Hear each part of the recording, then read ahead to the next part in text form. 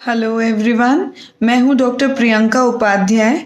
ये वीडियो मैंने इसीलिए बनाया है क्योंकि मेरे लास्ट वीडियो में जिसमें मैंने फाइब्रॉइड्स को एक्सप्लेन किया था, बहुत सारी क्वेरीज एंड क्वेश्चंस आए हैं कि फाइब्रॉइड का हमारा ये साइज़ है, ये हमें कंप्लेंट्स हैं और इसमें हमें ऑपरेशन कराने की ज़रूरत है या दवाई से ही ठीक हो सकता है fibroid.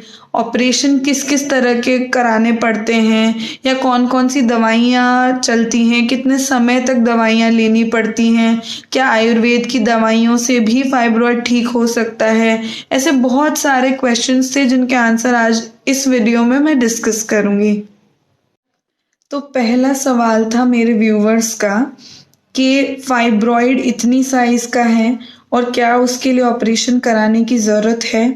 So my dear friends, first of all अगर किसी को फाइब्रॉइड है तो सबसे पहले हम ये देखते हैं कि उसमें क्या क्या दिक्कतें मरीज़ को हो रही हैं।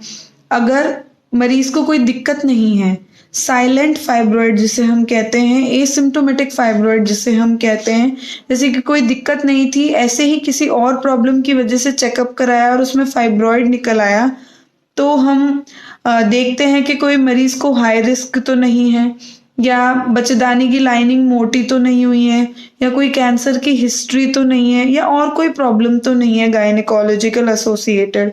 अगर कुछ भी नहीं है, फाइब्रॉइड छोटा है, 4 सेंटीमीटर 6 सेंटीमीटर तक का फाइब्रॉइड है, कोई प्रॉब्लम नहीं है, तो ना तो हम कोई ऑपरेशन करते हैं ना कोई दवा देते हैं, हम उसको ऑब्जर्वेशन में रखते हैं। मरीज को समझाते हैं कि कोई भी लक्षण आ जाए, पीरियड्स हैवी होने लग गए हैं, ब्लीडिंग ज़्यादा होने लग गई है, दर्द होने लग गया है, या कुछ मांस पेट में फील हो रहा है बढ़ता हुआ सा, यूरिनरी कोई प्रॉब्लम हो गई है, कॉन्स्टिपेशन हो गया है, तो आपको दिखाना है हमें। और अगर साइज़ बढ़ा हुआ मिलता है, ब्लीडिंग मिलती है या कोई दिक्कत होती है, तो उसे या तो हम दवाई से ठीक करते हैं या फिर हम ऑपरेशन करते हैं। अब दूसरा सवाल ये है व्यूवर्स का कि क्या दवाइयाँ चलती हैं। देखिए, डिफरेंट डिफरेंट टाइप्स की दवाइयाँ फाइब्रॉइड के ट्रीटमेंट में चलती हैं। हॉर्मोन्स चलते हैं, जीएनआरएच एगोनिस्ट चलते हैं, प्रोजेस्टेरॉन्स चलते हैं, एसोसिएटेड कोई और पैथोलॉजी है उसके अकॉर्डिंग टेस्ट वगैरह होते हैं। ये सारी दवाइयाँ चलती हैं और इनका कोर्स लंबा होता है, 3 महीने से 6 महीने तक का, या ज़्यादा से ज़्यादा 9 महीने तक का भी कोर्स हम देके देखते हैं। फिर हम देखते हैं कि फाइब्रॉइड की साइज़ छोटी हुई या नहीं, लक्षणों में आराम आया कि नहीं, कितना % रिडक्शन साइज का हुआ है, कितना % रिलीफ फ्रॉम डिफरेंट सिम्टम्स आया है, ये सब देखते हैं। और अगर फिर उससे भी आराम नहीं आता है, तभी हम ऑपरेशन की तरफ बढ़ते हैं। द नेक्स्ट क्वेश्चन वॉज कि क्या क्या सर्जरी होगी, सर्जरी कराना ज़रूरी है क्या। तो पहली बात तो fibroid benign tumour of uterus होता है, वो जानलेवा नहीं होता, लेकिन उसके साथ जो एंडोमेट्रियल हाइपरप्लेजिया होता है, मतलब बच्चेदानी की लाइनिंग मोटी हो जाती है अगर, या और कोई प्रॉब्लम होती है, तो हमें पहले रूल आउट करना पड़ता है कि इसके साथ में तो कहीं एंडोमेट्रियल कार्सिनोमा यानी बच्चेदानी का कैंसर नहीं बन रहा है। उसके लिए हम डिफरेंट टेस्ट वगैरह करते हैं। नेक्स्ट क्वेश्चन था व्यूवर्स का कि किस किस तरह के ऑपरेशन फाइब्रॉइड के होते हैं और कब कब करने पड़ते हैं।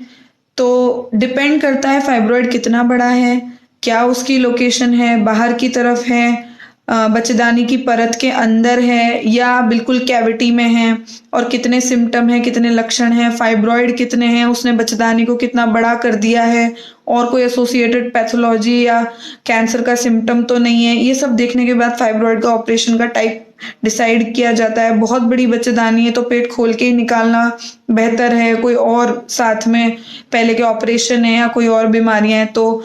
लेकिन अगर छोटी बच्चेदानी है बाहर, जिसको हम कहते हैं सिरोजल सब सिरोजल फाइब्रॉइड है, तो लैप्रोस्कोपिकली भी निकाला आसानी से जा सकता है। और अगर कैविटी के अंदर है तो हिस्ट्रोस्कोपी करके, टीसीआरई करके, रिसेक्शन करके भी हम फाइब्रॉइड को इजीली निकाल देते हैं।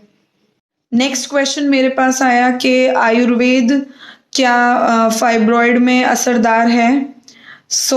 बहुत सारी मेडिकेशंस होती हैं, आयुर्वेदिक मेडिकेशंस जो एस्ट्रोजेनिक होती हैं, एंटी एस्ट्रोजेनिक होती हैं।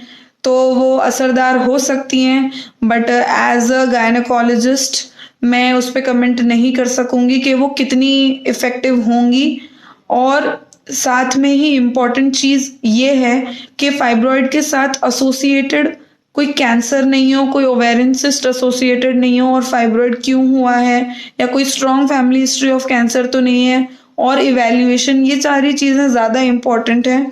सो वो ज़रूर करानी चाहिए, and you must visit your gynaecologist for if you're having any fibroid or any other gynecological issue. And to consult us, you can contact us on the phone number, contact number given below in the description. Thank you. I hope I solved your all queries.